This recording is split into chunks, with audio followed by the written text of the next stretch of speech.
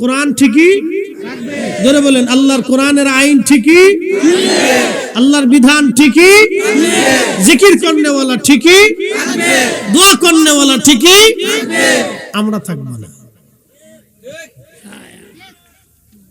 একবার চিরসত্য, কোনো ভুল নাই কথায়। প্রিয় সোহেলপুরবাসী,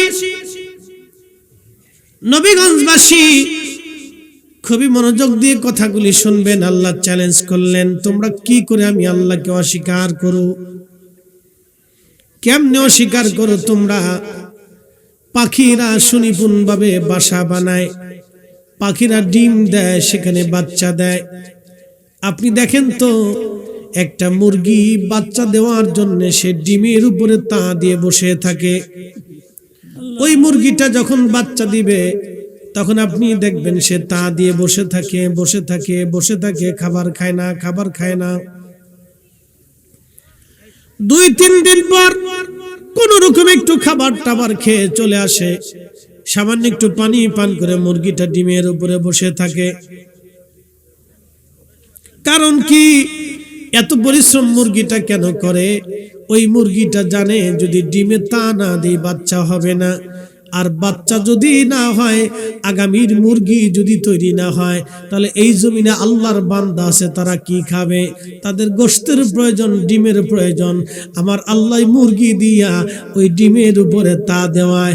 আচ্ছা বলেন তো, 22 দিন 24 দিন মুরগিটা ডিমের উপরে তা দিবে, এটা কি ডাক্তারের আইনে না আল্লাহর আইনে? মুরগি কার আইন মানে? আল্লাহ। আমরা কাটটা মানি? আল্লাহ। 100% না। যদি আমরা আল্লাহকে মানতাম তাহলে এদেশে সুদখোর থাকতো না, আমরা আল্লাহকে মানলে দেশে ঘুষখোর থাকতো না। আমরা আল্লাহকে যদি মানতাম তাহলে এদেশে সামান্য জিনিস নিয়ে বানাল মারামারি, কাটাকাটি, দাঙ্গা হাঙ্গামা হতো না। কথা বলে ঠিক কিনা? সবাই খালি জনগণের টাকা চুরি করে খাওয়ার ধান্দা করে। কি কথা কন না কেন? আমি উচিত বললে সবাই বেজার হবে। সবার একই ধান্দা, কিভাবে মালঠুস করবো, মালঠুস করবো, মালঠুস করবো। সবার ধান্দা মালঠুস কেমনে করবো, ধান্দা সবার একটাই। এ মুসলমান, এই মুরগিটা আল্লাহর আইনে ডিম দেয়, ডিমের উপরে তা দিয়ে বাচ্চা ফোটায়। বাচ্চাগুলি ফোটানোর জন্য আমার রব, আমার আল্লাহ এই মুরগির বিদ্যা, মুরগিটাকে বিদ্যা দিয়ে দিলেন। পৃথিবীর কোন মানুষ মুরগিকে শিখায় নাই তোমাকে এখানে তা দিতে হবে, বসে থাকতে হবে। মুরগিটা অটোমেটিক দিনের পর দিন, রাতের পর রাত বসে থাকে। বলেন মুরগি আইন মানে কার? এই জন্য আল্লাহ বললেন, কাইফা তাকফুরুনা বিল্লাহ, কি করে তোমরা আমি আল্লাহকে অস্বীকার করো। অন্য আয়াতে আল্লাহ বললেন, ইয়া আইয়ুহাল ইনসানু মা গাররাকা বিরাব্বিকাল কারীম।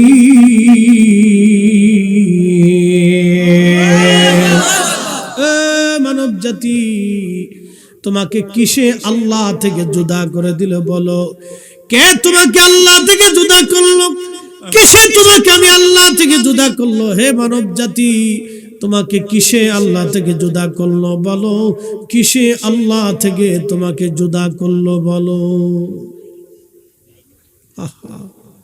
হে মানব জাতি, তোমাকে কিসে আল্লাহ থেকে জুদা করে দিল বলো তো?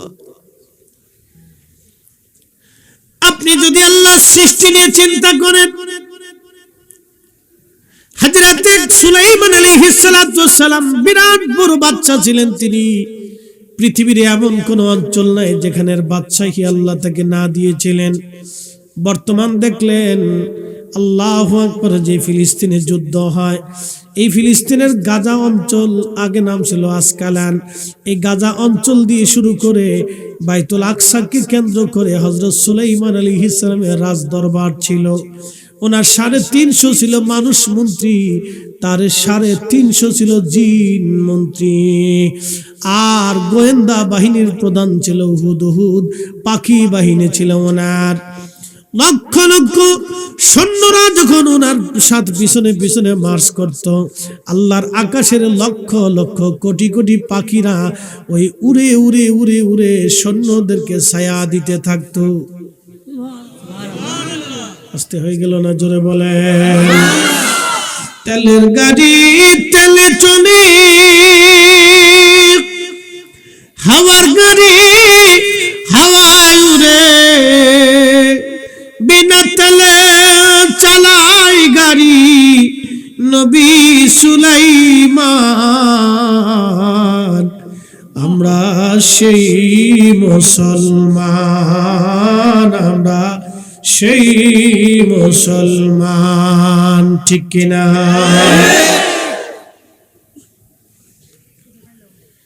এই যে বর্তমানে সিরিয়ার গন্ডগোলের গৃহযুদ্ধের সুযোগ পাইয়া ইসরায়েল গোলান মালভূমি দখল করে নিয়ে গেল। দেখছেন ইহুদিরা কত বড় চিটার, কত বড় চিটার আপনি বুঝবেন না, মারাত্মক চিটার। সুযোগ বুঝে গোলান দখল করে নিয়ে গেছে। গোলান বুঝছেন, এটা বাংলাদেশের মতো একটা এরিয়া দখল করে নিয়ে গেছে, প্রায় বাংলাদেশের মতো প্রায় একটা এরিয়া। এখানে শুধু ফসল হয়, শুধু ফসল হবে, শুধু প্রচুর পরিমাণে ফসল হয়। এটা সিরিয়ার হৃৎপিণ্ড বলা হয়, এটাকে শাম বলা হতো, শামের হৃৎপিণ্ড। জানতেন না যে শাম থেকে শস্য আসতেছে? পুরা শাম, এই সিরিয়া, ফিলিস্তিন, জর্দান, লেবানন, এই পুরা অঞ্চলের এই হৃৎপিণ্ড ছিল এই গোলান মালভূমি। এখান থেকে যত ফসল হতো সারা আরবের এই ফসলগুলি দিয়ে খাবার চলত। এই অঞ্চলটা এখন সিরিয়ার কাছ থেকে ইসরায়েল নিয়ে চলে গেলে এই কয়দিনে, 2 দিনে নিয়ে চলে গেছে। সে বলে দিছে আমরা আরো দখল করব।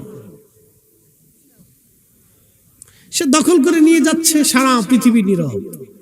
আর আমাদের দেশের রাজা বাদশা যারা সৌদি আরবের বড় বড় আমির ওমরা আছেন, তিনারা এখন আঙ্গুল চুষতেছেন বসে বসে।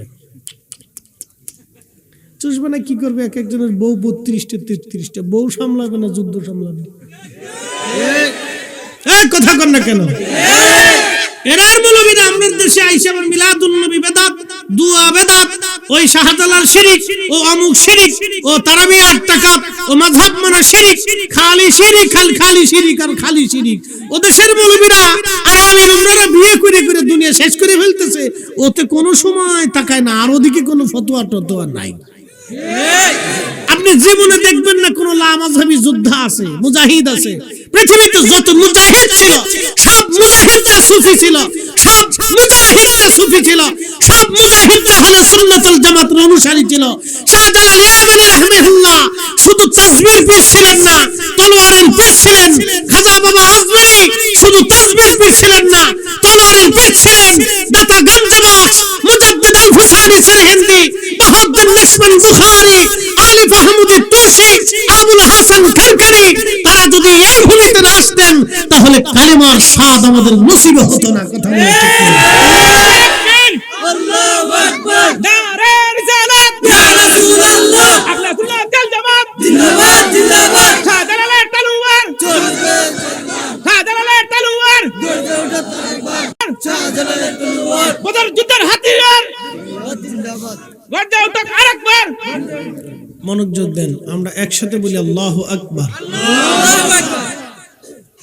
ইসলাম সুফিদের মাধ্যমে এই সারা পৃথিবীতে বিজিত হয়েছে। শুনেন, আধ্যাত্মিক ক্ষমতা ছাড়া মুসলমানদের কোনো বিজয় হয় নাই। প্রমাণ আছে? প্রমাণ নাই। আমার কাছে প্রমাণ নাই, না আপনাদের কাছে থাকলেও থাকতে পারে। খালিদ বিন ওয়ালিদ, তেনার একটা উপাধি ছিল সাইফুল্লাহ। একসাথে বলেন কি? জোরে বলেন। এর অর্থ হচ্ছে আল্লাহর তলোয়ার। একসাথে বলেন, কার তলোয়ার? এই সাইফুল্লাহ শব্দটা কার জবান থেকে আসছিল? নবীর জবান থেকে। একসাথে বলবেন আল্লাহু আকবার। দেখেন রসুলের জবানের ওজন কত। সাইফুল্লাহ, তিনি একজন মানুষ, একজন জেনারেল। পৃথিবীতে শত শত যুদ্ধে তিনি নেতৃত্ব দিয়েছেন, জীবনে কোনো যুদ্ধে তিনি হারেন নাই। পৃথিবীতে এরকম জেনারেল দ্বিতীয়ত কোনো মা আর কোনোদিন জন্ম দিতে পারবে না। পৃথিবীতে ওনার জীবনে কোনো যুদ্ধে তিনি হারেন নাই। উনি এক হাত দিয়ে যুদ্ধ করতেন না, দু হাত দিয়ে তলোয়ার চালাইতেন। মুতার প্রান্তে ওনার 2 হাতে 8টা তলোয়ার ভেঙেছিল। আপনি একটা তলোয়ার আপনাকে দেব, যদি আপনি ফিডে ভাঙতে পারেন তা আমি বলবো আপনি বীর পুরুষ। আর উনি যুদ্ধ করে 8টা তলোয়ার ভাঙছে। একসাথে বলবেন আল্লাহু আকবার। সাইফুল্লাহ, জোরে বলেন কি? সাইফুল্লাহ। কে বলেছে? নবী বলেছেন সাইফুল্লাহ, তুমি আল্লাহর তলোয়ার। এখন প্রশ্ন, শুধুমাত্র রাসূল বলছেন তুমি আল্লাহর তলোয়ার, এই জন্য জীবনে কোনোদিনই আল্লাহর তলোয়ার কোন তলোয়ারের কাছে পরাজিত হয় নাই। জীবনে কোনোদিনই আল্লাহর তলোয়ার কোন তলোয়ারের নিচে পড়ে কাতিল হয় নাই। একসাথে বলবেন আল্লাহু আকবার। নবীর দোয়া, উনি সারা জীবন যুদ্ধ করে বিজয় অর্জন করছেন। এর পিছনে নবীর মুজিজা, আমার রাসূলের মুজিজা। ওই দিন যদি রাসূল ওনাকে সাইফুল্লাহ না বলতেন তাহলে ইসলামে খালিদ বিন ওয়ালিদের কোনো অস্তিত্ব ছিল না। উনাকে তৈরি করেছেন আমার রাসূল, উনার পিছনে দোয়া রাসূল, উনার তলোয়ারের মুজিজা আমার রাসূলের মুজিজা। একসাথে বলা যাবে না আল্লাহু আকবার। দোয়া ছাড়া, আধ্যাত্মিকতা ছাড়া মুসলমানদের বিজয় কোনোদিন হয় নাই।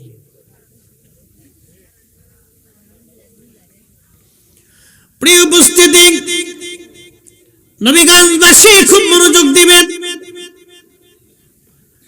হযরত ওমর রাদিয়াল্লাহু আনহুর জামানাতে মুসলমান মিশর দখল করলেন। আমর ইবনুল আস মিশর দখল হয়ে গেল।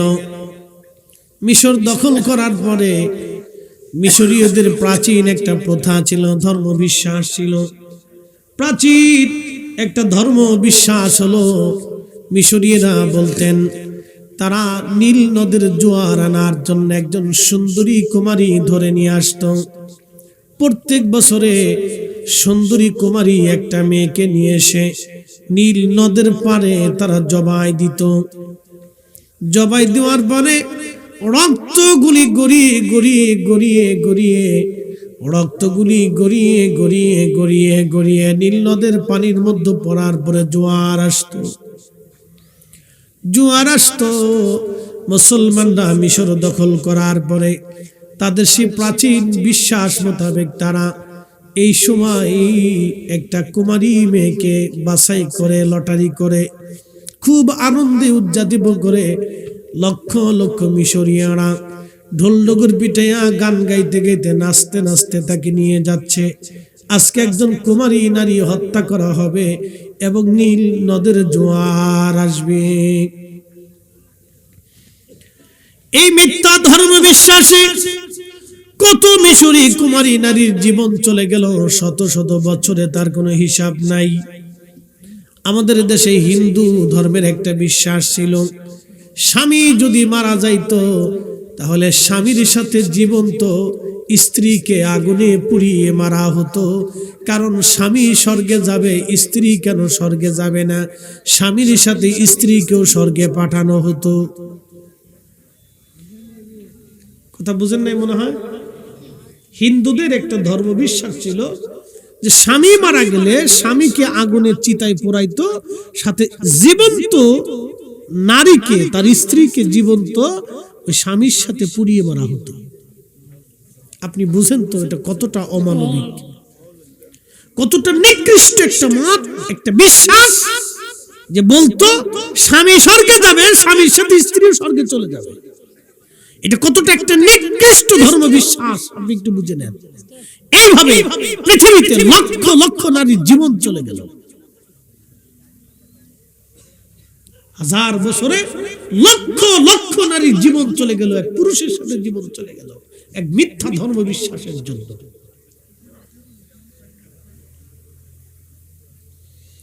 তারা আবার আমাদের দেশে এসে ধর্মের সবক দেয়।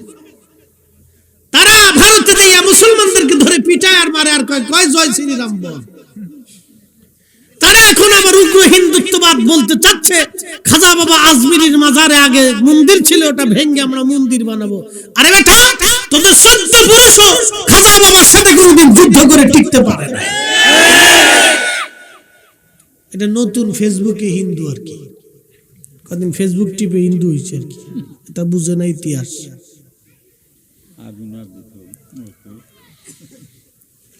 প্রিয় মুসলমান, খুব মনোযোগ দিবেন। মিশরীয়দের ধর্ম বিশ্বাসে কত শত শত নারীর জীবন চলে গেল, তার কোনো হিসাব নাই। একটা ধর্ম বিশ্বাস, মিথ্যা ধর্ম বিশ্বাসে। হাজিরিন, খুব মনোযোগ দিয়ে কথাগুলি শুনবেন। আজ মিশরবাসীরা ঘন ঘটা করে বিরাট বড় আয়োজন করে লক্ষ লক্ষ মিশরবাসী রওনা হলো। আজ কুমারী মেয়ে হত্যা করা হবে, জবাই করা হবে, রক্তগুলি গড়াইয়া গড়াইয়া আজকে নীল নদের মধ্যে যাবে আর জোয়ার আসবে। আজকে একটা কথা শুনে রাখবেন, পৃথিবীতে 2টা নদী সরাসরি আল্লাহর জান্নাত থেকে আল্লাহ পাঠিয়েছে। একটা নদী নীল নদ, আর একটা নদী হচ্ছে ফোরাত নদ। এই জন্য হাজার হাজার মাইল অতিবাহিত হওয়ার পরেও এই নদী একটা দিনের জন্য কখনো শুকায় যায় না। একবার জোরে বলবেন কে মারহাবা। 2টা নদী সরাসরি আল্লাহর জান্নাত থেকে এসেছে। নীল নদ আর ফোরাত নদ। শুনে যাবেন নবীগঞ্জবাসী,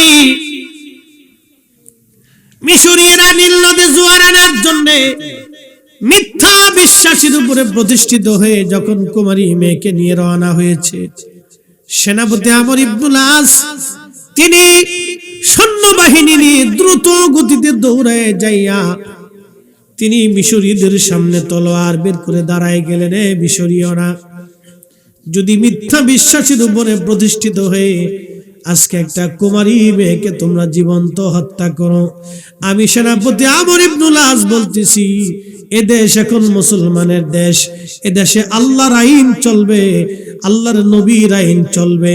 তোমাদের এই মিথ্যা বিশ্বাসে কুমারী কোনো নারীর জীবন যেতে পারে না।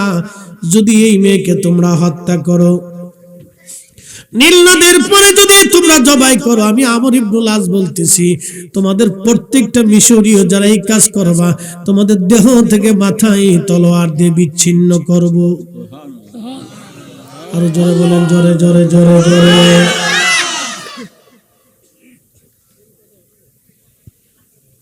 মিশরবাসী ডাক দেখে, সেনাপতি আমর ইবনুল আস, বুঝলাম তোমাদের আইন চলবে, কিন্তু আমরা এই কুমারী মেয়েটাকে জবাই করার পরে রক্তগুলি নীল নদে গড়ে পড়ার পরে জোয়ার আসবে। যদি তোমরা নীল নদের জোয়ার এনে দিতে পারো মুসলমানরা, তাহলে আমরা আর কোনোদিন এই মেয়ে হত্যা করব না। একসাথে বলবেন আল্লাহু আকবার। তাহলে এই মেয়ে কোনোদিন আমরা হত্যা করব না, কিন্তু কাজ হলো তোমরা নীল নদের জোয়ার এনে দিবা। ঠিক তখনই সেনাপতি আমর ইবনুল আস বললেন, হ্যাঁ, জোয়ার তো আমি আনতে পারবো না, কিন্তু আমার একজন খলিফা আছে, আমার একজন আমির আছে, আমি আমার আমিরের কাছে আগে চিঠি লিখবো, আমিরের পক্ষ থেকে কি ফরমায়েন আসে তারপরে তোমাদেরকে জানাবো। তার আগে কিন্তু তোমরা এই মেয়েকে হত্যা করতে পারবে না। আমি আমিরুল মুমিনিন খলিফাতুল মুসলিমিন হযরত ওমরের কাছে চিঠি পাঠাবো, দেখি আমার ওমর কি ফরমান দেয়, আমার ওমরের ফরমান মোতাবেক আমি ফয়সালা করব। একবার জোরে বলেন না আল্লাহু আকবার। শুনে যান আমির কেমন হওয়া দরকার। আজারে বাজারে আমির পিছনে দৌড়ে লাভ নাই, কোনো ফায়দা নাই। আমিরের মতো আমির হইতে হবে, বুঝে যাবেন আজকে। হাজরাতে আমর ইবনুল আস চিঠি পাঠাইলেন আমিরুল মুমিনিন ওমরের কাছে। চিঠির মধ্যে তিনি লিখে পাঠাইলেন, আমিরুল মুমিনিন, মিশরীয়দের প্রাচীন ধর্ম বিশ্বাস হচ্ছে কুমারী নারী তারা হত্যা করবে, জবাই করবে, রক্তগুলি গড়িয়ে গড়িয়ে নীল নদের পানিতে যাবে আর নীল নদে জোয়ার আসবে। সেই মোতাবেক এই বছরও তারা একটা মেয়েকে, কুমারী মেয়েকে বাছাই করে নীল নদে জবাই করার জন্য নিয়ে যাচ্ছিল। আমি বাধা দিয়েছি, কিন্তু তাদের দাবি হলো নীল নদে জোয়ার এনে দিতে হবে। যদি আমরা জোয়ার এনে দিতে পারি তাহলে কোনোদিন আর এই নারী হত্যা হবে না। বিশ্ববিখ্যাত মুহাদ্দিস, হাদিস বিশারদ ইমাম আবুল ফরাজ ইবনুল জৌজি তিনি তিনার কিতাব উয়ুনুল হিকায়াতের মধ্যে তিনি লিখেছেন, আহা খুব মনোযোগ দিয়ে শুনবেন। হযরত ওমর রাদিয়াল্লাহু আনহুর কাছে চিঠি চলে গেল মদিনায় মুনাওয়ারায়। হযরত ওমর চিঠিখানা পড়লেন। চিঠিখানা পড়ার পরে হযরত ওমর আরেকখানা চিঠি লিখলেন। তিনি আরেকটা চিঠি লিখলেন। চিঠির মধ্যে লিখলেন, হে নীলনদ, আমি আমিরুল মুমিনিন ওমর ইবনুল খাত্তাব বলতেছি, তুমি নীলনদ যদি আল্লাহর হুকুমে প্রবাহিত হও, তাহলে আমি ওমর বলতেছি তুমি আল্লাহর হুকুমে প্রবাহিত হয়ে যাও। আর তুমি যদি আল্লাহর হুকুমে প্রবাহিত না হয়ে নিজের ইচ্ছায় প্রবাহিত হও, তাহলে হে নীলনদ তুমি প্রবাহিত হওয়া লাগবে না।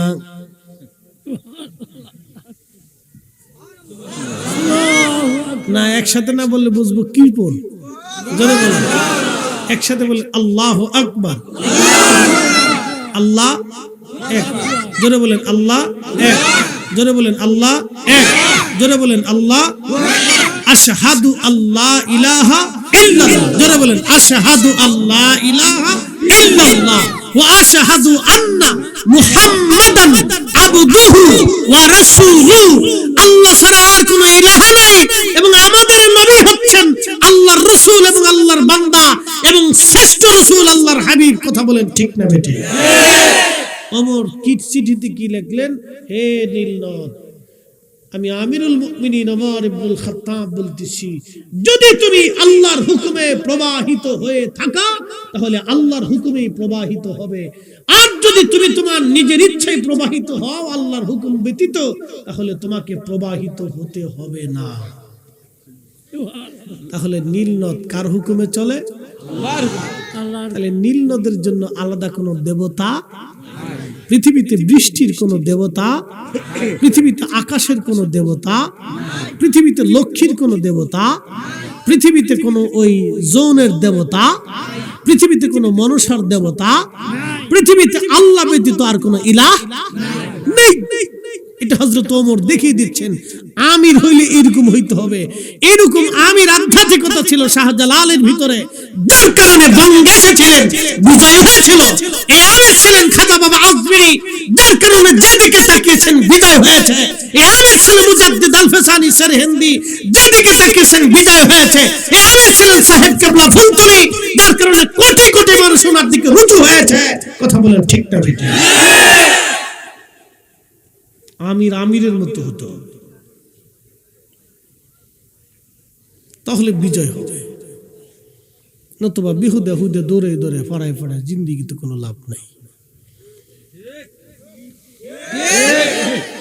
ইউনুসি বালা, ইউনুসি বালা, হে বেটা এবারেই বালা, তো ওই চলুক, ওই দেওয়ার দরকার নেই। হাজারাতে আমার চিঠিখানা লিখে ভাঁজ করে বার্তাবাহকের হাতে দিয়ে বললেন, বার্তাবাহক চিঠিখানা নিয়ে সেনাপতি আমর ইবনুল আসের হাতে দিবে আর বলে দিবে ওমর বলে দিয়েছেন চিঠিখানা নিয়ে যেন নীল নদের মধ্যে ছেড়ে দিয়ে আসে। তেলের গাড়ি তেলে চলে,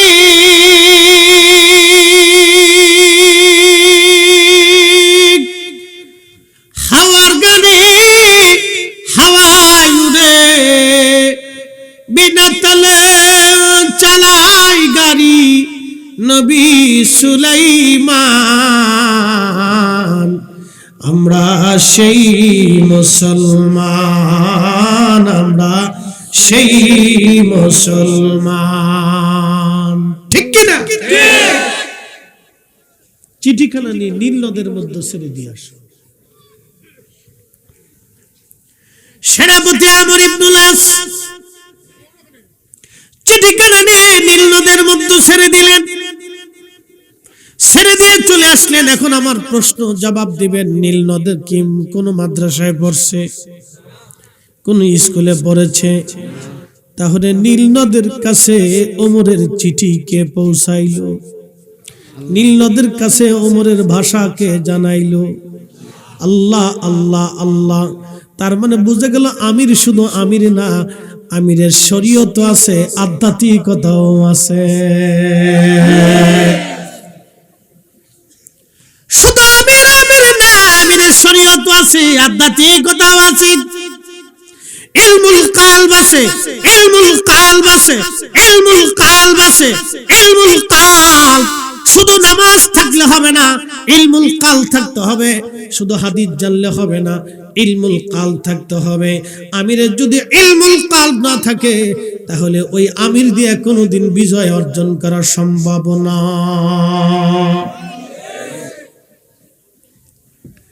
চিঠিখানা ছেড়ে দিয়ে চলে আসলেন আমর ইবনুল আস। চিঠি ছেড়ে দিয়ে চলে আসার পরে নীল নদের মধ্যে জোয়ার আসলো। জোয়ার এসে গেল।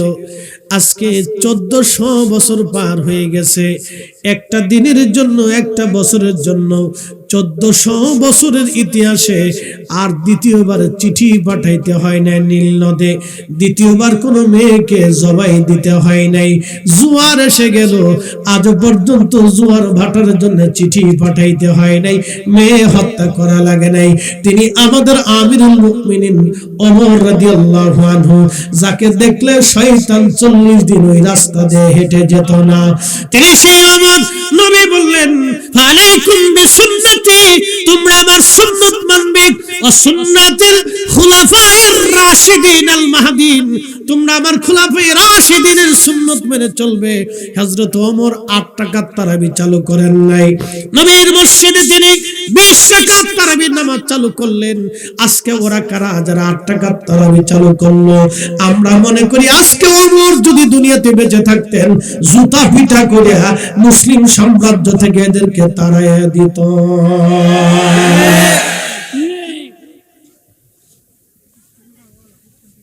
বুঝতে কোনো অসুবিধা না, একবারে ডাইরেক্ট, বাকি ঝুঁকি নেই।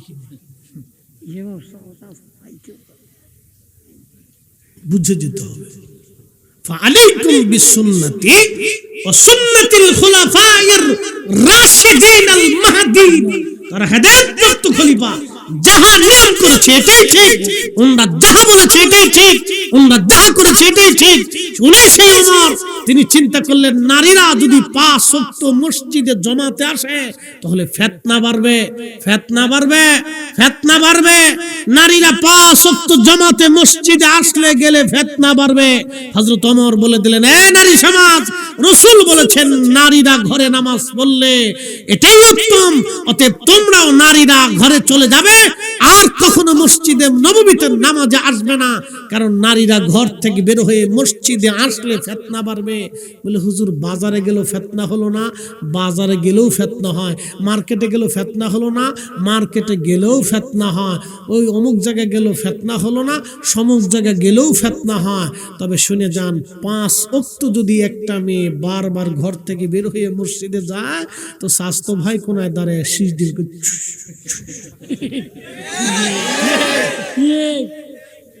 কত সময় পর্যন্ত নিজেকে কন্ট্রোল রাখবে না?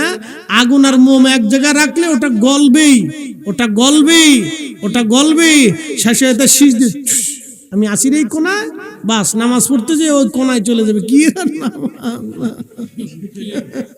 নামাজ শেষ।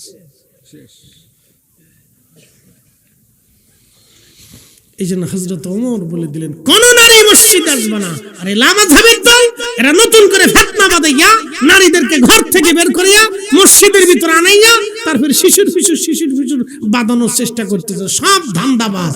কথা বলেন ঠিক না বেঠে? আর আমরা বললে আমরা হয়ে যাবো বেদাতি,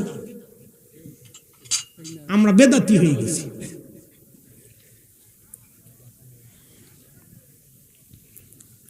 প্রিয় মুসলমান নবীগঞ্জবাসী, বুঝে যাবেন আজ হযরতে সুলাইমান আলাইহিস সালামের কথা বলছিলাম। বিরাট বড় বাহিনী নিয়ে উনি রওনা করেছেন। এমন সময় পিঁপড়ার দল, পিঁপড়ার ওয়াজ করতেছিলাম, পিঁপড়া, এই পিঁপড়ার দলের যে মালিক আছে বাদশা রানী, এই রানী তখন ডাক দিল, ইয়া আইয়ুহান্নামাল, হে পিঁপড়ার দল, উদখুলু মাসাকিনাকুম, কোরআনে আল্লাহ সূরা নামলে লেখছেন উদখুলু মাসাকিনাকুম, তোমরা উদখুলু মাসাকিনাকুম, তোমরা গর্তের মধ্যে তাড়াতাড়ি পালাও। এই পিঁপড়া তাড়াতাড়ি আয়, গর্তের মধ্যে পালা। একসাথে বলবেন আল্লাহু আকবার। আল্লাহু আকবার। কে ডাক দিছে? পিঁপড়ার রাজা, মহিলা রাজা, এই জন্য নমল শব্দ আসছে। ইয়া আইয়ুহান নাম, এ পিপিলিকার দল, তাড়াতাড়ি গর্তের মধ্যে পালাও। সুলাইমান আসতেছে, তখন পিঁপড়ায় যে ধমক দিছে, কথা বলতেছে, এটার আওয়াজ সুলাইমান আলাইহিস সালামের কানে যায় লাগছে। তাহলে কানের পাওয়ার কত! এই কানের ভিতরে কি মেশিন বসানো ছিল দেখেন। ফাতাবাসসামা দাহিকা, সুলাইমান আলাইহিস সালাম মুস্কি মুস্কি হাসে, আল্লাহ কি শিখাইলা আমারে, তুমি কি বিদ্যা দিলা যে পিঁপড়ায় কথা কয় হে তাও জানি। আল্লাহু আকবার। এই বিদ্যা এখনো পৃথিবীতে আছে, কথা কর না, এই বিদ্যা এখনো পৃথিবীতে আছে, কিন্তু সবার কাছে নাই। এটা যাদের কাছে আছে তাদের কাছে যাইতে হলে একবারে সর্বপ্রথমে হালালের জিন্দেগি গঠন করিয়া দুনিয়াকে লাথি মেরে আল্লাহর জন্য নিজের জীবনকে কুরবানি করতে হবে। কথা বলেন ঠিক না বেঠে? এটা সবাই পারে, কিন্তু আবার যেটার মোজ দাঁড়িয়ে এক হয়ে গেছে এটা হইতো না। একদল আছে কোনটা মোজ কোনটা দাড়ি নিজে কইতে পারে না, 7-8 দিন শরীর গোসল মোসল করে না, শরীর দেখে পাড়ার বন্ধ। ছি ছি ছি ছি, চিন্তা করুন, মৃত্যু ফানি লয় না। এটা হচ্ছে শাহ সুফি, নাম দিছে কি? শাহ সুফি। এবারে যদি শাহ সুফি হয় তাহলে শাহ শয়তান কেডা? কি কথা কন না কেন? প্রশ্ন করে জবাব দিবেন, আল্লাহ পাক না না পাক? না না, জোরে বলেন, আল্লাহ পাক না না পাক? তো যে বেটা মুক্তে ফানিল না, এ বেটার জিকির কোনটা কবুল? আল্লাহ নাপাক পছন্দ করেন। বলেন বলেন তো, রসুল পাক না নাপাক? আরে রসুল এত পবিত্র ছিলেন যে 1450 বছর আগে মানুষ যখন পেশাব করে ঢিলা নিতে হবে কল্পনাতেও ছিল না, তখন আমার রসুল পেশাব করে ঢিলা কুলুপ করে, বাথরুম করে ঢিলা কুলুপ করে, পানি ব্যবহার করে, তারপরে হাত দিয়ে মাটি দিয়ে ধুয়ে তারপরে দেখাই দিছে এইভাবে পবিত্র হতে হবে। ঠিক।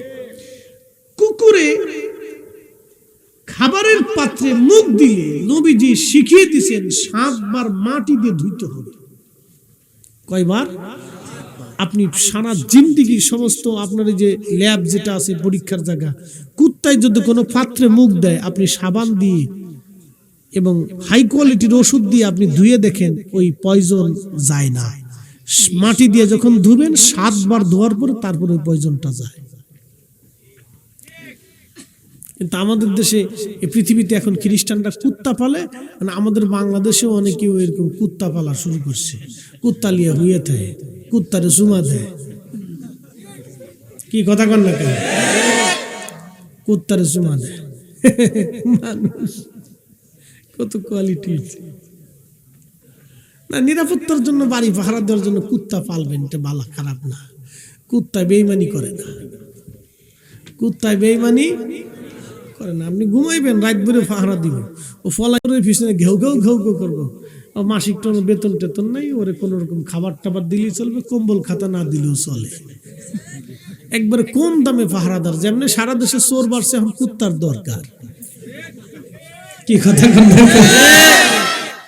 সারা দেশে যেমনি চোর বাড়ছে, এখন কুত্তার দরকার, কুত্তার দরকার। ফালবেন এটা, ফাইলে কিতা করতে না। যে সিস্টেম সেই সিস্টেম, যেই নদীর যে ভাও এইভাবে নৌকা ভাও, নাহলে নৌকা ডুবে যাওয়ার সম্ভাবনা আছে। যেমনি চোর বাড়ছে, কুত্তা ফালতে ফালেন, বেশি করে ফালেন, কিন্তু চুমা টুমা দিয়েন না। কিন্তু বিপদ আছে, এটার বাইরেও না পাক, ভিতরেও কিন্তু না পাক। কিন্তু এমন এক আজব প্রাণী, বেঈমানি করে না, নাফরমানি পাবেন না। আচ্ছা বলেন তো, কুত্তার মতো দেখতে কিন্তু শিয়াল কুত্তার মতোই দেখা যায়। শিয়ালরে যদি আপনি আদর যত্ন করে বাইতে নিয়ে সুন্দর মতো খাওয়ান, প্রত্যেকদিন মুরগা খাওয়ান, খাসি খাওয়ান, গরু খাওয়ান, ও কিন্তু মুরগা চুরি করে জঙ্গলে চলেই যাবে। কুত্তার কাজ শিয়াল দিয়ে হয় না, শিয়ালের কাজ কুত্তা দিয়ে হয় না। আপনি জীবনে মুরগি পাহারা দিতে হলে শিয়াল এনে মুরগি পাহারা দিতে পারবেন না। অতএব আপনাদেরকে বলে যাচ্ছি, নারী সমাজদেরকে পাহারা দিতে হলে নিজের বোনের পাহারা নিজের ভাইকে দিতে হয়, নিজের কন্যার পাহারা নিজের বাবাকে দিতে হয়, নিজের স্ত্রীর পাহারা নিজের স্বামীকে দিতে হয়, নিজের মায়ের পাহারা নিজের সন্তানকে দিতে হয়। কথা বল না কেন, ঠিক কিনা?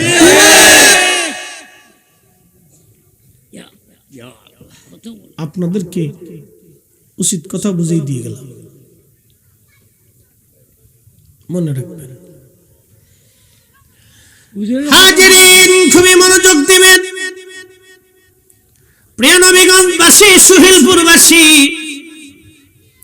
আল্লাহর পৃথিবী বড় চমৎকার, আল্লাহ বড় অনেক বড় কুদরত আলাই। এই জন্য আল্লাহ বলেন, কাইফা তাকফুরুনা বিল্লাহি ওয়া কুনতুম আমওয়াতা। কি করে তোমরা আমি আল্লাহকে অস্বীকার করো, অথচ তুমি নির্জীব ছিলে, নিষ্প্রাণ ছিলে, দেহহীন ছিলে, তোমার কোনো অস্তিত্ব পৃথিবীতে ছিল না। আমার বয়স 40, আজ থেকে 45 বছর আগে এই পৃথিবীতে ফরিদি হিসাবের কোনো অস্তিত্বই ছিল না। কি এটা, কি ফান নি? আরে সিলেটের বিখ্যাত ফান রে, ফান ছাড়া সিলেট অসল। সিলেটে যদি ফান আমদানি না হয়, যে কতজন হাডিসটা করবে আল্লাহ জানে। বালা বালা বালা ফান খান। ফান তো গাছের পাতা, এটার ভিতরে অনেক বরকত আছে। খাবেন কিন্তু চুন খায়েন না, জর্দা মর্দা খায়েন না, শুধু পান খাইলে। সুবুরি খাইলেও ভালো, সুবুরি একটা গাছের ফল। কাঁচা সুবুরি খাইলে ব্রেন প্রশস্ত হয়, বেশি না, সামথিং। যাই হোক, এই পান খাবেন অসুবিধা, এটা গাছের পাতা, এটা খাইলে উপকার আছে, খারাপ না, এটা খাইলে উপকার আছে। তো যাই হোক, আমি যে কথার দিকে যাচ্ছিলাম, যে আমরা আল্লাহকে কি করে অস্বীকার করব? আমরা তো এই 45 বছর আগে আমি এই পৃথিবীতে কোনো অস্তিত্ব আমার ছিল না, কোনো অস্তিত্ব ছিল না। বাকি 100 বছর পরে আমারও আর কিছু থাকবে না। কি কথা ঠিক কিনা? আমারও আর কিছু, আপনারা যারা আছেন আপনাদেরও কিছু থাকবে না। এই জন্য আল্লাহ বলছেন, তোমরা কি ছিলে? কিচ্ছু ছিল, নির্জীব ছিল। বাবার শরীরের ভিতরে নির্যাসের মধ্যে ছিল তুমি, মায়ের শরীরের ভিতরে নির্যাসের মধ্যে তুমি ছিলে, তুমি কিচ্ছু ছিলে না। ফাহিয়াকুম, আমি তোমাকে জীবন দিলাম, আমি তোমাকে জিন্দেগি দিয়েছি, আমি তোমাকে সব দিলাম, তুমি কিচ্ছু ছিলে না। এই জন্য কোরআন আল্লাহ বললেন, ওয়া বাদা খালকাল ইনসানি মিন তিন, মানব জাতির সৃষ্টির সূচনা করলাম মাটি থেকে। সুম্মা জাআলা নাসলাহু মিন সুলালাতিন মিন মাইন মাহিন।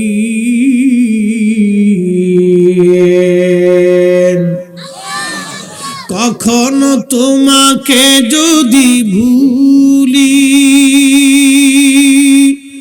হেদায়েতের আলো জেলে নিউ কাছে তুলি, ঠাই দিও প্রিয়তম অগমহিয়ান। তুমি রহমান, তুমি মেহেরবান। অন্ধ গাহে না শুধু তোমারি গুণগান, অন্ধ গাহে না শুধু তোমারি গুণগান, বুঝেও বুঝে না তবু শান, তুমি রহমান তুমি মেহেরবান। আল্লাহুম্মা সাল্লি আলা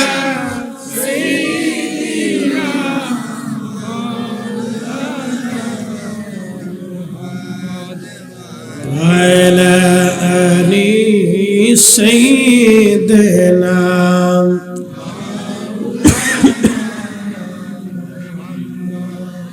নবীগণবাসী মনোযোগ দিবেন। মানব শরীর থেকে নির্গত পানি নির্যাস থেকে আল্লাহ আমাদেরকে নসল সৃষ্টি করলেন। আমার আল্লাহ আল্লাহ বললেন সুম্মা জাআলা নাসলাহু, আমি রব্বুল আলামিন তোমাদের নসল সৃষ্টি করলাম, বংশধারা। মিন সুলালাতিন মিন মাইন মাহিন, বাবা মায়ের শরীর থেকে নির্গত নির্যাস পানি থেকে আমি রব্বুল আলামিন তোমাদের নসল সৃষ্টি করলাম। ভাই দিলাম, বোন দিলাম, ভাতিজা দিলাম, সন্তান দিলাম, ভাগিনা দিলাম, নাতি দিলাম, পুতি দিলাম, বংশধারা আমি আল্লাহ রাব্বুল আলামিন বিস্তার করলাম। মিন সুলালাতিন মিন মাইন মাহিন, কিছুই ছিলাম না একদিন, সব যিনি দিলেন একসাথে বলেন সেই মালিকের নাম কি? সেজদা হবে কার? জিকির হবে কার? আইন মানব কার? জীবন গ্রহণ করব কার? আল্লাহর নবীর। নবীগণবাসী মনোযোগ দিবেন। বাবা এবং মায়ের নির্গত পানিটা যখন অ্যাডজাস্ট হয়ে মায়ের রেহেমের ভিতরে, জরায়ের ভিতরে আল্লাহ জমা করলেন, এক নিরাপদ আধারে জমা করার পরে আমার রব আমার আল্লাহ, আমার মালিক আমার আল্লাহ, তখন আমার আল্লাহ 40 দিন পর্যন্ত এই পানিটাকে মায়ের জরায়ের ভিতরে আমার আল্লাহ রিফাইন করতে থাকেন। 40 দিন রিফাইন করার পরে এই পানিটা রক্তপিণ্ডে আকার ধারণ করে। রক্তপিণ্ড হওয়ার পরে বাকি 40 দিন পর্যন্ত আল্লাহ রক্তপিণ্ডটাকে রিফাইন করেন। রক্তপিণ্ডটাকে রিফাইন করার পরে আমার রব আমার আল্লাহ এটাকে গোশত খণ্ড তৈরি করেন। বাকি 40 দিন রিফাইন করার পরে এই গোশত খণ্ডটা হাত হয়, নখ হয়, কান হয়, চোখ হয়, নাক হয়, মাথা হয়, দেহ হয়, অঙ্গ প্রত্যঙ্গগুলি যেখানে যেটা দেওয়ার দরকার ছিল আল্লাহ সেটা সেখানে দেন। সর্বপ্রথম মনে রাখবেন, লাকাদ খালাকনাল ইনসানা ফি আহসানি তাকওয়িম।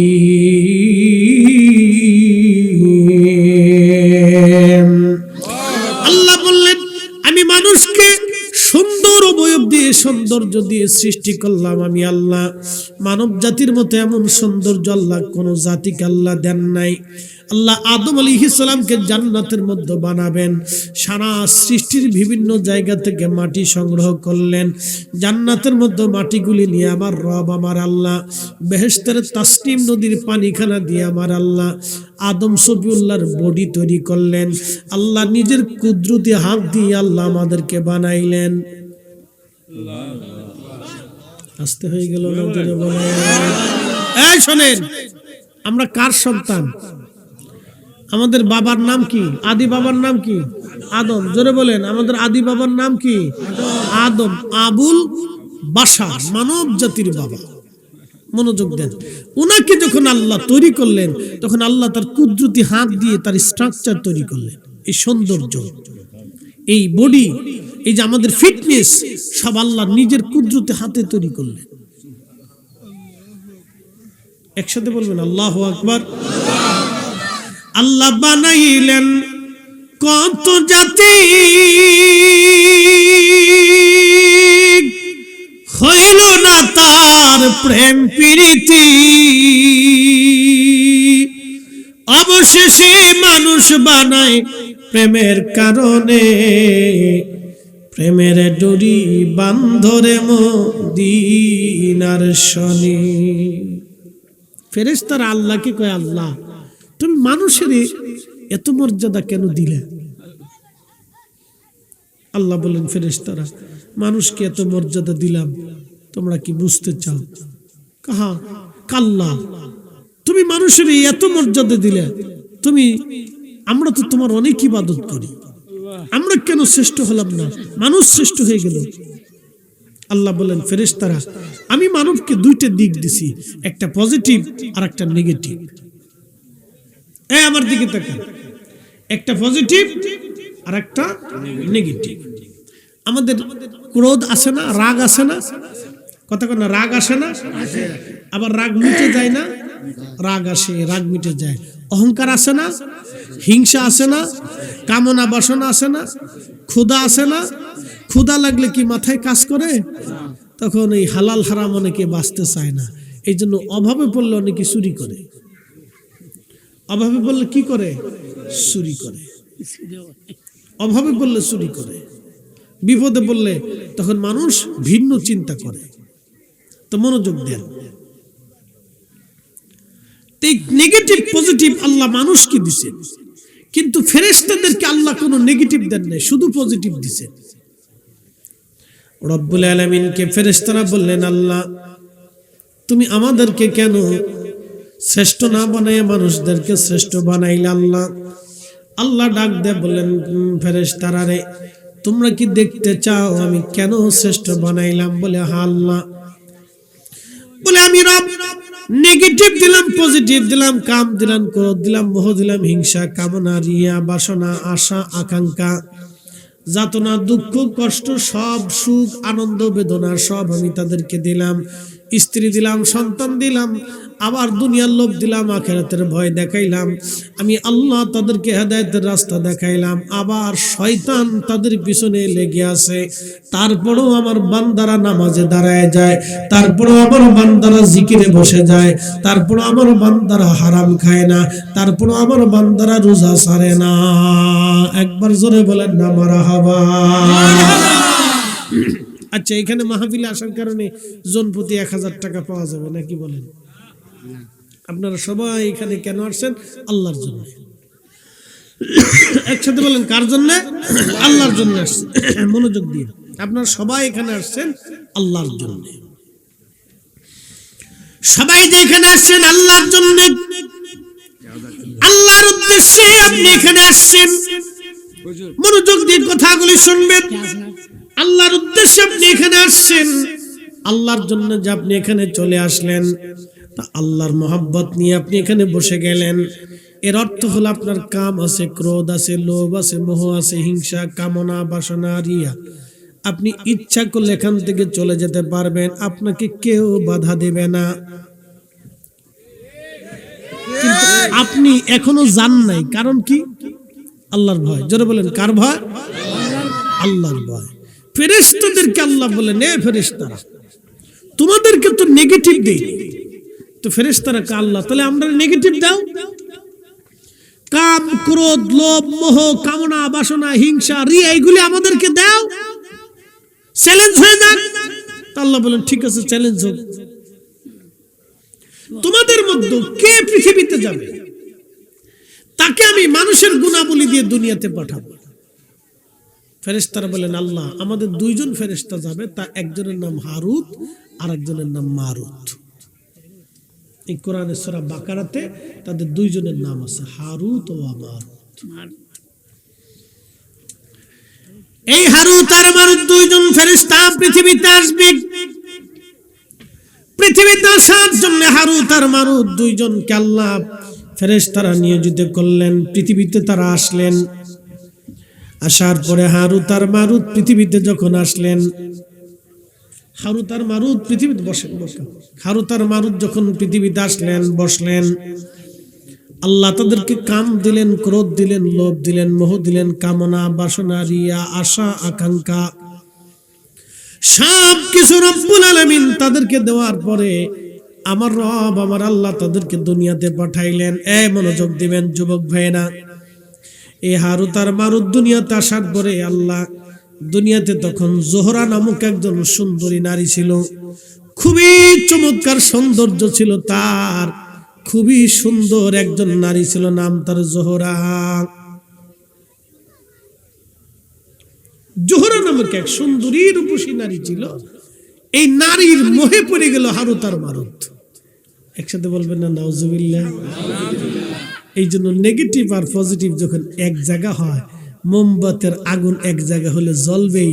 এই জন্য আল্লাহ নারীদেরকে বললেন তোমরা মাথার থেকে পা পর্যন্ত ঢেকে দাও। একসাথে বলবেন আল্লাহু আকবার। কি করো? পর্দা করো। জোরে বলেন কি করো? জোরে বলেন কি করো? পর্দা যে কি জিনিস সেটা ঢাকা, ওই যে কি কয় আপনার স্টেডিয়ামে দেখা গেছে ওই পাকিস্তানের এক শিল্পী এসে গান গাওয়ার পরে বোঝা গেছে যে বাংলাদেশে কি পরিমাণে পর্দা আছে। কি কথা কন না কে? পুরে পর্দার পর্দা, সব জিন্সের প্যান্ট, হাফ প্যান্ট, জিন্সের প্যান্ট, গেঞ্জি। আমরা গেঞ্জি লয়ে গেছে, ফ্যান লয়ে গেছে, কোন জাঙ্গিটাও লয়ে যে আল্লাহ জানে। বাংলাদেশের অবস্থা খুব করুণ, ভয়াবহ অবস্থা সামনে চলতেছে। লক্ষ লক্ষ নারী প্রকাশ্যে সি সি সি সি কুত্তা পর্যন্ত ফেল খাইছে। এই সমস্ত নারী যারা বিয়ে করবে ওর কপালের উপরে ঠাডা পড়বে, ঠাডা ঠাডা ঠাডা ঠাডা। ভাইয়া বেপরদা নারী, লজ্জা শরম কুত্তা লয়ে গেছে না, মানুষের বিবেকের উপরে কুত্তায় পেশাব করে দিচ্ছে। কি কঠিন পরিস্থিতি আপনি জানেন? পাকিস্তানের এক শিল্পী এসে নারী পুরুষ একসাথে ওই স্টেডিয়ামের ভিতরে কুসুমাসুমি নারী পুরুষের ঘাড়ের উপরে উঠে নাচতেছে। নাউজুবিল্লাহ। বুঝতে পারছেন? আপনি বুঝে যান তাহলে আমরা কোথায় আছি। আপনি প্রত্যেক জেলায় জেলায় এক একটা কনসার্ট দিয়ে দেখেন যে কত বেহায়া নারী ঘর থেকে বেরোয় কনসার্ট দেখার জন্য যায়। কত বেড়ে যাবে তার হিসাব নাই। এটি মাহফিলে বইতো না, এটি ওয়াজ শুনতো না, এটি ওয়াজ শুনেন না। ওয়াজ যারা শুনে তারা মধ্যবিত্ত, ওয়াজ যারা দেয় তারা মধ্যবিত্ত, নিম্নবিত্ত, গরিব শ্রেণী। ধনীরা ওয়াজ শুনে না। ওয়াজ শোনার দরকার ছিল ডিসি, এসপি, টিওনো, মিওনো, সরকারি এমপি, মন্ত্রী, প্রধানমন্ত্রী, রাষ্ট্রপতি, প্রধান উপদেষ্টা, সচিব, যা আছে সরকারি কর্মকর্তা কর্মচারী, একবারে পিয়ন থেকে শেষ পর্যন্ত, সচিব থেকে নিচ পর্যন্ত সব কটার বাধ্যতামূলক ভাবে ওয়াজ শোনার দরকার। তাহলে দেশে অন্তত হলো কিছু হলো চুরি টুরি বাটপারি সিটারি কমতো। যারা ওয়াজ শুনে তারা সিটারি করে না, সারাদিন পরিশ্রম করে খায়, রাত্রিবেলা এসে হুজুরি ওয়াজ শুনে ঘুমাইতে হয়। কি কথা খারাপ করছি ভাই? সিটার গ্রুপ ওয়াজে আসে না, সিটার গ্রুপ ওয়াজে আসে না। ওরা জানে যে ওয়াজে গেলে হুজুরে বাস দিবে না, বাস বাস হুজুরে বাস দিব, বাস এর লাগে আয় না।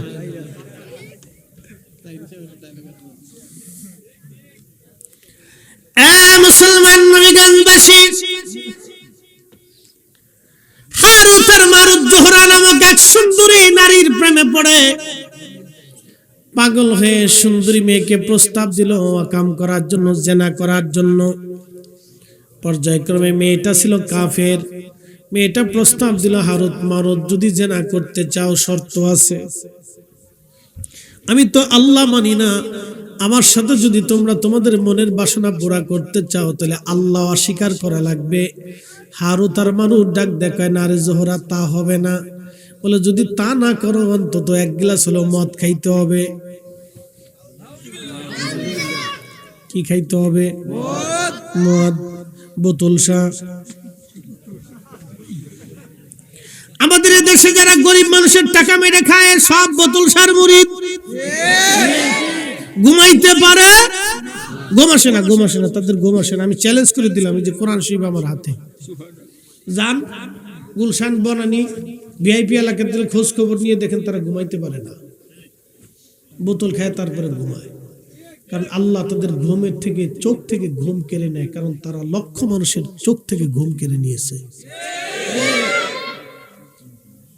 এই জন্য আল্লাহ তাদের চোখ থেকে ঘুম কেড়ে নেয়, ঘুমাইতে পারে না। বোতল খাইয়ে তারপরে ঘুমাইতে হয়, ওষুধ খাইয়ে তারপরে ঘুমাইতে হয়।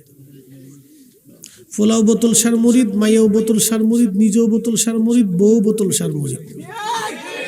কদিন আগে দেখছেন না, সেনাবাহিনী এক সুন্দরী বেডিরে ধরছে, আমি মদ খাই, আমার স্বামীও জানে, আমার শাশুড়িও জানে, আমার ছেলে পোলাপানও জানে, আমার বাপ মাও জানে। তার মানে স্বামীও খায়, ও খায়, ওর মাও খাইছে, ওর বাবু খাইছে, ওর 14 গোষ্ঠী খায়। কথা ঠিক কি না ভাই? ও সব 14 গোষ্ঠী বোতল সার মুরিদ, এই বোতল সার মুরিদ হয়ে বোতল খায়, এরপরে বাসায় যায় বউরে মা কয়, মারে শাশুড়ি কয়, সাওয়ালরে দুলাভাই কয়, ছেলে আবার যাইয়া এই মনে করেন যে আপনার বাপরে কয়, তাও এই কেমন আছে। বুঝতে পারছেন? আল্লাহ সুখ দেয়নি, আল্লাহ সুখ দেয়নি, কারণ তারা মানুষের সুখ কেড়ে নেয়। কাদের সুখ কেড়ে নেয়? মানুষের সুখ কেড়ে নেয়। এই জন্য আল্লাহ তাদের চোখ থেকে, শোনেন, আল্লাহ বড় ইনসাফওয়ালা, আল্লাহ বড় ইনসাফওয়ালা। আল্লাহ পৃথিবীতে বিচার করে, অবশ্যই বিচার করে। আল্লাহ অনেক বড় ইনসাফওয়ালা। ভাবতেছেন ওরা অনেক টাকা মেরে দিয়ে সুখী আছে, না না, আল্লাহর কসম করে বলি কোনো সুখ নাই। আমরা হালাল টাকা জাহারুজি করে নিশ্চিন্তে খাই, নিশ্চিন্তে ঘুমাই, কোনো টেনশন নাই বাপ। ঘুমটাও খুব সুন্দর ঘুম হয়, ঘুমাইলে মনে হয় বেহেশতে চলে গেছি। কি কথা বল না? ঘুমাইলে কি মনে হয়? জান্নাতে চলে গেছি। এটা আল্লাহর দয়া। একসাথে বলবেন আল্লাহু আকবার। কার দয়া? আল্লাহর দয়া। আল্লাহর দয়া। নবীগঞ্জবাসী ওই সুন্দরী জোহরা বলতেছে, হারুত আর মারুত, যদি আমার সাথে তোমরা জানা করতে চাও তাহলে 1 গ্লাস মদ খেতে হবে, আর একটা বাচ্চা ছেলে আছে তাকে মেরে ফেলতে হবে। হারুত আর মারুত রাজি হয়ে গেল। তারা বাচ্চা ছেলেটাকে হত্যা করলো, মদ পান করলো। মদ পান করার পরে দুইজনে তখন জানা করলো, কিন্তু তারা ফেরেশতা ছিল। আল্লাহ তাদেরকে মানবীয় গুণাবলী দিয়ে দুনিয়াতে পাঠাইলেন। আল্লাহর পরীক্ষায় তারা পাশ করলো না, ফেল করলো। ফেল করার পরে আল্লাহ ডাক দিয়ে বলেন, হারুত আর মারুত, দেখলা তো আমি মানব জাতিকে কেন সম্মান দিয়েছি, কেন ইজ্জত দিয়েছি। তাদের কাম আছে, ক্রোধ আছে, লোভ আছে, মোহ আছে, কামনা, হিংসা, রিয়া, আশা, আকাঙ্ক্ষা, যাতনা, দুঃখ, কষ্ট, সুখ ও নিন্দা এবং দুর্বলতা সব আমি আল্লাহ দিলাম। নেগেটিভ পজিটিভ আমি আল্লাহ সব মিলিয়ে দেওয়ার পরেও আমার বান্দারা প্রচন্ড শীতের মধ্যে কেঁপে কেঁপে কেঁপে কেঁপে ফজরের নামাজ পড়ে, আমি রাতকে সেজদা দিই, ঠান্ডার মধ্যে কেঁপে কেঁপে আমার বান্দারা আমার সেজদা দেয়। ফেরেশতারা রে বান্দা সৃষ্টি করতে নিষেধ করেছিল, এই শীতের মধ্যে ফজরের ওয়াক্তে আমার বান্দা দেখ ঠান্ডা পানি দিয়ে ওযু করে এসে আমি রব্বুল আলামিনের দরবারে সেজদায় পড়ে গেছে। ফেরেশতারা এই জন্য আমি আমার মানব জাতি বান্দাদেরকে শ্রেষ্ঠত্ব দিলাম। একবার জোরে বলা যাবে কি মারহাবা?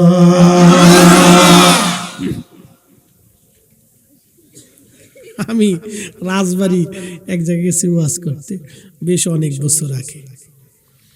তো ওয়াজ করতেছি, ওয়াজ শেষ, মসজিদের কালেকশন এরকম এই জানুয়ারি মাসের প্রথম দিকে। ওই সময় তো প্রচুর শীত পড়ে। ডিসেম্বরের 15 পর থেকে জানুয়ারির 15 পর্যন্ত একটা শীতের খুব প্রকোপ থাকে। তো বিরাট শীত আর কুয়াশা। তো ওয়াজ নসিহত করে মসজিদের জন্য কালেকশন করে শেষ করে দোয়া করব। মুসল্লি দাঁড়াকা, হুজুর একটা মাসালা দেন। কি মাসালা? আমাদের মসজিদের মুয়াজ্জিন খেতার ভিতরে হইয়া হইয়া ফজরে আজান দিছে, আজান কি হইব নি? আচ্ছা কোন তো কি ফতোয়া দিব? বললাম বাবাজি, জীবনে সলাতুল কাজা, সলাতের কাজা অধ্যায় পড়ছি, কিন্তু আজানের কাজার তো কোনো অধ্যায় পড়ি নাই।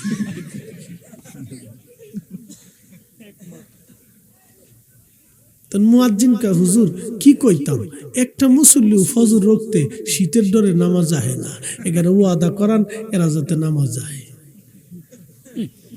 তো মুরব্বী কি করছে, একদিনেই কম্বল টম্বল মোড়া দিয়ে বয়স্ক মানুষ এই হাত পা উজু টুজু করে কাঁপতে কাঁপতে মসজিদে যায়, দেখে যা নয় কিন্তু হুজুর নাই। কিরে ভালো করে টিনের মসজিদ তো পেড়া দিয়ে ফুটা দিয়ে দেখে যে হুজুর ভিতরে হুইয়ে হুইয়ে মারতেছে।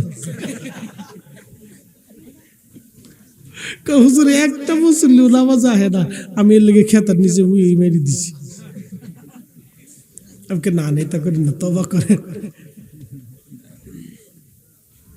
এরকম আছে, শীতের ডরে মসজিদে আসে না, হাজার হাজার মুসল্লি আছে, লক্ষ লক্ষ মুসল্লি আছে। শোনেন, সব বাধাকে উপেক্ষা করে বান্দা যখন আল্লাহর হুকুমকে মেনে নেয়, ঠিক তখনই বান্দা আল্লাহর কাছে শ্রেষ্ঠ হয়ে যায়। কথা বল ঠিক কিনা? ফেরেশতারা লস করলো, ফেরেশতারা আল্লাহর পরীক্ষায় ফেল করলো, হারুত মারুত ফেল করলো, কিন্তু আল্লাহ তখন ডাক দেখে, ফেরেশতারা শুনছো, দেখো আমার বান্দা সারাদিন রোজা রাখার পরে খাবার সামনে, পানি সামনে, শরবত সামনে, খেজুর সামনে, ফল সামনে, দামি দামি খাবার, সুঘ্রাণ আসতেছে, বান্দা হাত লড়ায় কিন্তু খায় না, ইচ্ছা করলে খাইতে পারতো কিন্তু খায় না। আমি কার জন্য? ফেরেশতারা আল্লাহ তোমার ভয়ে। হে ফেরেশতারা, তোমরাই বান্দা সৃষ্টি করতে নিষেধ করছিলা, তোমরাই বলে খালি জিকির করো, তোমরাই বলে ইবাদত করো, তোমরাই বলে হামদ করো, তোমরাই বলে আমার সিজদা দাও, তোমরাই বলে আমার আইন মানো। দেখো আমার বান্দার সামনে খাবার থাকার পরে, পেটে ক্ষুধা দেওয়ার পরেও আমার বান্দা ক্ষুধা নিয়ে খাবার সামনে নিয়ে বসে রয়েছে, আমি আল্লাহর ভয়ে খাই না। হে ফেরেশতারা, তোরা সাক্ষী থাক, আমার বান্দাদের জীবনের গুনাহ মাফ করে দে।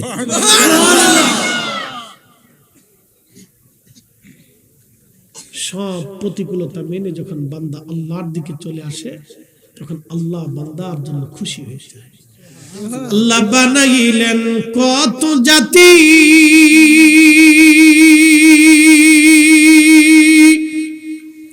হইল না তার প্রেম প্রীতি, অবশেষে মানুষ বানায় প্রেমের কারণে, প্রেমের ডরি বান্দরে মদিনার শনি।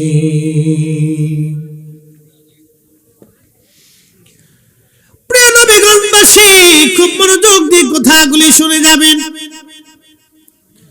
মায়ের ধারে রেহেমের ভিতরে যখন পানি রিফাইন করতে থাকে, আমাদের হাত হলো, চোখ হলো, কান হলো, এখন প্রশ্নগুলি জবাব দিবেন। আমাদের চোখ, কান, হাত পাগুলি কি গাইনি ডাক্তারের পরামর্শে না আল্লাহর ইচ্ছায়? কার ইচ্ছা? আল্লাহ।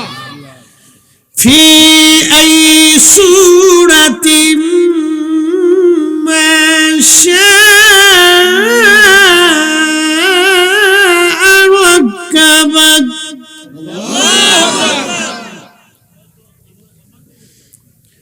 في أي سورة ما شاء ركبك। আল্লাহ বলেন, আমি বান্দা, বান্দা আমি রব, তোমাকে আমি আমার ইচ্ছা অনুযায়ী সৃষ্টি করলাম। কাউরে চোখ দিলাম, কাউরে অন্ধ বানাইলাম। অন্ধ আছে না নাই? এত মানুষের আল্লাহ চোখ দিল, কিন্তু রহিমরে আল্লাহ চোখ দিল না। রহিমরে যদি চোখ না দিত, তাহলে আপনি জানতেনই না পৃথিবীতে অন্ধ বলে কিছু আছে। যদি আব্দুল করিমরে বুবা না বানাইতো, তাহলে আপনি জানতেনই না বুবা বলে কিছু আছে। মানব শরীরের মধ্যে ৩৫০০ রোগ আছে, মানব বডির মধ্যে ৩৫০০ রোগ, ৩৫০০ রোগ, ৩৫০০ রোগ। একটা না একটা রোগ আপনার শরীরে সব সময় বাসা বেঁধে থাকে। আপনি কখনো রোগ মুক্ত থাকবেন না, একটা না একটা রোগ আপনার শরীরে বাসা বেঁধে থাকবে। সম্পূর্ণ রোগ থেকে যদি আল্লাহ মুক্ত করে দিতেন, তাহলে আপনি আমি ফেরাউনের মতো হয়ে যাইতাম। ফেরাউন ফেরাউন ফেরাউন। এই জন্য আল্লাহ 100% রোগ থেকে আপনাকে মুক্ত করে না, একটা না একটা রোগ আল্লাহ দিয়ে রাখে। একটা না একটা রোগ আল্লাহ আপনাকে দিয়ে রাখে। 100% আমার রব, আমার আল্লাহ রোগ থেকে আপনাকে মুক্ত করে না। বন্ধু আমার, ওই দেহ যখন স্ট্রাকচার তৈরি হলো 120 দিনের মাথায়, আমার আল্লাহ, আমার রব আপনার বডির মধ্যে, আমার বডির মধ্যে রূহ নামক ইঞ্জিন আমার আল্লাহ ফিট করাই দিলেন 4 রঙের মশলা দিয়া। যে কইরাছে তোর গঠন 4 রঙের মশলা দিয়া। আগুন, পানি, মাটি, বাতাস একই যোগে করিয়া প্রকাশ। আগুন, পানি, মাটি বাতাস একই যোগে করিয়া প্রকাশ দেখলি না তুই কইরা তালাশ ওরে দেখলি না তুই কইরা তালাশ কোন জায়গা সে মহাজন চার রঙের মশলা দিয়া চার রঙের মশলা দিয়া যে কইরাছে তোর গঠন চার রঙের মশলা দিয়া আগুন পানি মাটি বাতাস একই যোগে করিয়া প্রকাশ আগুন পানি মাটি বাতাস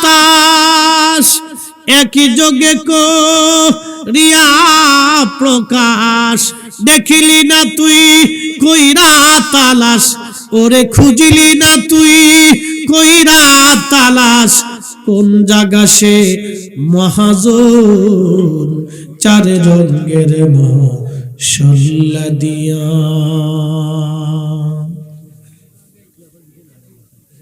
আগুন পানি মাটি বাতাস এই শরীরের ভিতরে চারটি উপাদান তাপমাত্রা নিঃশ্বাস মাটি পানি এই চারটি দিয়ে আল্লাহ বডির স্ট্রাকচার তৈরি করছে কিন্তু রুহু ইঞ্জিনটা আল্লাহ রুহের জগৎ থেকে নিয়ে এসে ফিট করলেন 120 দিনের মাথা জোরে বলেন কতদিন 120 দিন জোরে বলেন কতদিন 120 দিনের মাথা মায়ের রেহেমের ভিতরে আমার রুহটাকে আল্লাহ পৌঁছাই দিলেন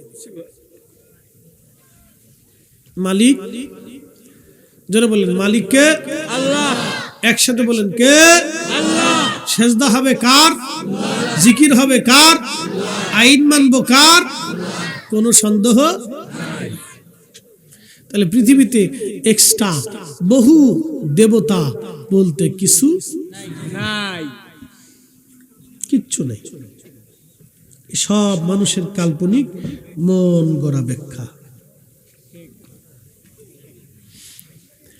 নবীগঞ্জবাসী মনোযোগ দিবেন 120 দিনের মাথায় যখন আমার রূহ আমার দেহের মধ্যে ফুকাই দেয়া হলো তখন আমার আল্লাহর নবী বলতেছে জিবরাইলকে আল্লাহ ডাক দিয়ে বলেন জিবরাইল তুমি চারটি জিনিস আমার বান্দার জন্য লিখে দাও এক নম্বর আমার বান্দা কতদিন দুনিয়াতে বেঁচে থাকবে তুমি লেখো কতদিন সে বেঁচে থাকবে একদিন মাটি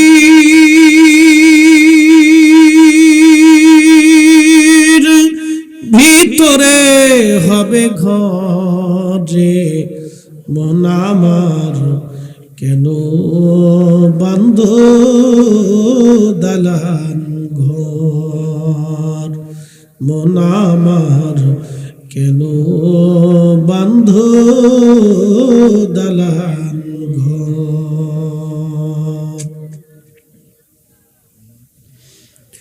নবীগঞ্জবাসী কতদিন আপনি বেঁচে থাকবেন আমার আল্লাহ নির্ধারিত ভাবে লিখে দিলেন ওই সময় ও মা তাদরি নাফসুম বিআইয়ি আরদিন তামুত মানুষ কোথায় কোন জায়গা কোন হালতে মারা যাবে আল্লাহ ছাড়া কেউ জানে না আল্লাহ ছাড়া কেউ জানে না আল্লাহ ছাড়া কেউ জানে না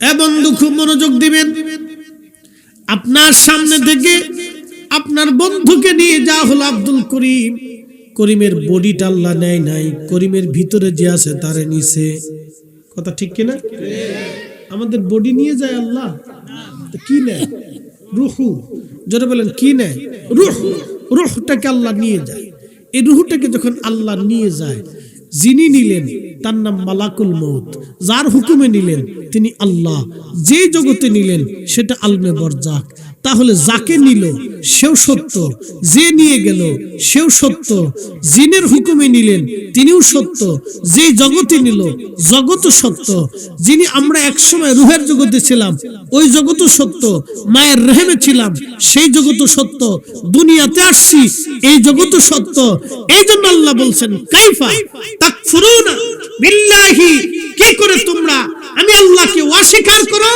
তোমরা কি করে অস্বীকার করো? তোমরা কি করে আমাকে অস্বীকার করো? কাইফা তাকফুরুনা বিল্লাহি ওয়া কুনতুম আমওয়াতা, মৃত্যু ছিলে, ফাআহইয়াকুম, জিন্দা বানাইলাম, সুম্মা ইউমিতুকুম, আবার তোমাদেরকে মৃত্যু দিব, সুম্মা ইউহয়িকুম, মৃত্যু দেওয়ার পরে আবার জিন্দা বানাবো, সুম্মা ইলাইহি তুরজাউন, জিন্দা শুধু বানাইয়া ছাইরে দেব না, তোমাদেরকে আমি আল্লাহর দরবারে হাসরের ময়দানে তারাইয়া আমার সামনে দাঁড়া করাইয়া হিসাব করব। একসাথে বলবেন আল্লাহু আকবার। কিরে তুই সামনে বইরিস, মুসল্লি খুব কড়া, মনে সব মাহফিলি যায় না, সব মাহফিলি যায়, তুই সামনে বইয়ে থাকস। আচ্ছা, আল্লাহ কোনটাই বাদ দিত না, আল্লাহর অরিজিনাল বান্দা। একসাথে কন আল্লাহু আকবার। তোর মতো দুই সাইডে পাগল সব জায়গায় পাই, এরকম আছে। যাক, ঠিক আছে, এটাও একটা আত্মা, একটা জীবন আল্লাহ ওরে দুনিয়াতে পাঠাইছে আমাদের জন্য পরীক্ষা। ওরা আল্লাহ পৃথিবীতে পাঠাইছে, একটা জীবন।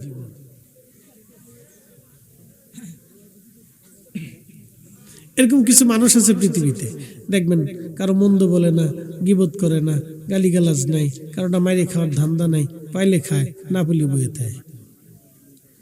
কি কথা কন না কেন, আছে না? এরা ফ্রেশ, এরা কি ফ্রেশ। আর যারা অন্যের সমালোচনা করে, দোকানে বয়া অমুকে বালা না, তমুকে বালা না, হেতার মাইয়ে বালা না, হেতার বউ এমনি হাঁটে, হেতে এমনি কথা কয়, হেতে এমনি বালা না, হেতে এই কাজ করে, সব ভালো খালি উনি। কি কথা কন না কেন? দোকানে বয়ে বয়ে খালি এর সমালোচনা, এর সমালোচনা, এর সমালোচনা, এটা বল না, এটা বল না, এটা বল না, এটা বল না, সব বালা খালি উনি বালা, খালি উনি বালা। এটা হলো অসুস্থ, বেমারি, বেমারি, বেমারি। কথা কন না, এটা কি বেমারি? অসুস্থ, অসুস্থ, খালি উনি ভালো, আর কেউ ভালো না, শুধু উনি ভালো, আর কেউ ভালো না। এগুলি এক ধরনের অসুস্থতা বাবাজি। আমাদের সমাজে এরকম কিছু মানুষ আছে যারা শুধু অন্যের দোষ গায়ে বেড়ায়, অন্যের দুর্নাম করে বেড়ায়, নিজের নিজের ত্রুটির কথা কখনো বুঝে না, শুধু অন্যের দোষ গেয়ে গেয়ে বেড়ায়, অন্যের ভুল ধরে ধরে বেড়ায়। নবীগণবাসী মনোযোগ দিবেন, কোন সময়, কোন দিন, কোন মুহূর্তে মৃত্যু হবে আমরা জানি না। আগামী ভাগ্যে আমাদের কি লেখা আছে আমরা কেউ জানি না, কখন মারা যাবো আমরা কেউ জানি না। আল্লাহ রাসূল বলতেছেন, তখন জিবরাইলকে আল্লাহ বলেন, জিবরাইল, আরেকটা জিনিস তুমি আমার বান্দার জন্য লিখে দাও, সেটা আমার বান্দা কি পরিমাণে খাবার খাবে, রিজিক পাবে, তুমি আমার বান্দার জন্য সেটা লিখে দাও। এই জন্য আল্লাহর বিধানের বাহিরে আপনি একটা ভাতের দানা বেশি খেতে পারবেন না। এই বিশ্বাস আছে নি? বিশ্বাস আছে? আল্লাহর সিদ্ধান্তের বাহিরে আপনি একটা ভাতের দানাও বেশি খেতে পারবেন না, কোনো সুযোগ নেই। আল্লাহর সিদ্ধান্তের বাহিরে একটা ভাতের দানা আপনি বেশি খেতে পারবেন না, কোনো সুযোগ নাই। সহিলপুরবাসী, যদি সুযোগ না থাকে তাহলে আমরা কেন সুদ খাবো, কেন ঘুষ খাবো? কথাটা বোঝা যাবে না। সারা পৃথিবীতে মানুষ আছে 800 কোটি। বলেন 800 কোটি মানুষের রিজিকের ফয়সালা কে করে? আচ্ছা, 800 কোটি যদি মানুষ থাকে তাহলে কুত্তা আছে কত?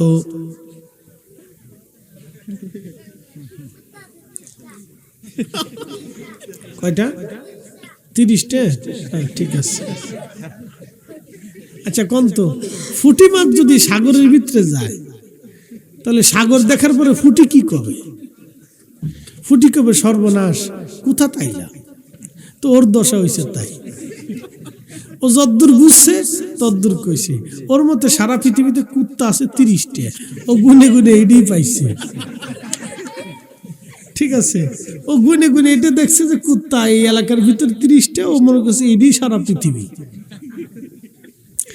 মানুষ 800 কোটি, কুত্তা আপনি হিসাব করে দেখেন, প্রত্যেক ইউরোপিয়ান, প্রত্যেক আপনি আমেরিকান, 2 মহাদেশে যদি আপনি যান তো প্রত্যেকের বাড়িতে অন্তত একটা হলো কুত্তা পাবেন। ঠিক আছে না? 800 কোটি মানুষ যদি হয়, অন্তত কুত্তা না হলেও আপনার না হলেও 50 কোটি কুত্তা সারা পৃথিবীতে আছে। কুত্তা বিলাই দিয়ে 50 কোটি আছে। আচ্ছা বলেন, 800 কোটি মানুষের জাতিসংঘ আছে, এই 800 কোটি মানুষের জন্য হাজার হাজার ব্যাংক আছে, খাদ্য গুদাম আছে, বিরাট বড় জমি আছে, মালভূমি আছে, বিরাট বড় বড় ফসলের জাহাজ আছে, আবার বিরাট বড় বড় খাদ্য গুদাম আছে, খাদ্য জমা করা আছে, কৃষি বাজেট হয়, খাদ্যের বাজেট হয়, ওষুধের বাজেট হয়, নিরাপত্তার বাজেট হয়, হাজার হাজার বিলিয়ন ট্রিলিয়ন কোটি কোটি টাকা প্রত্যেক বছরে খাদ্যের জন্য, নিরাপত্তার জন্য বাজেট হয়। আল্লাহ মানুষের খাওয়ার জন্য মাছ দিছে, গরু দিছে, খাসি দিছে, উট দিছে, দুম্বা দিছে, ভেড়া দিছে, তারপরও মানুষ আবার শুয়ের খায়। আবার আপনি দেখবেন কোরিয়ানরা কুত্তা খায়, বিলে খায়, আবার সাপ খায়, বিচ্ছু খায়, ব্যাং খায়, খায় না ভাই? কোরিয়ানরা এগুলি খায়, জাপানিরা খায়, চাইনিজরা খায়, ওরা যা পায় তাই খায়। কিন্তু আল্লাহ মুসলমানদেরকে পরিশুদ্ধটা খাওয়ায়, বিশুদ্ধটা খাওয়ায়, ভালোটা খাওয়ায়। আমার আল্লাহ মনোযোগ দেবেন, এত মাছ, এত কিছু, সব কিছু রিজিকের ফয়সালা করে কে? সাগরের ভিতরে একটা নীলতিমি প্রত্যেকদিন আমার আল্লাহ 110 মণ খাবার খাওয়ায়। জোরে বলেন কত মন? 110 মণ খাবার একটা তিমিরে খাওয়ায়। তো সাগরে কত পরিমাণ তিমি আছে?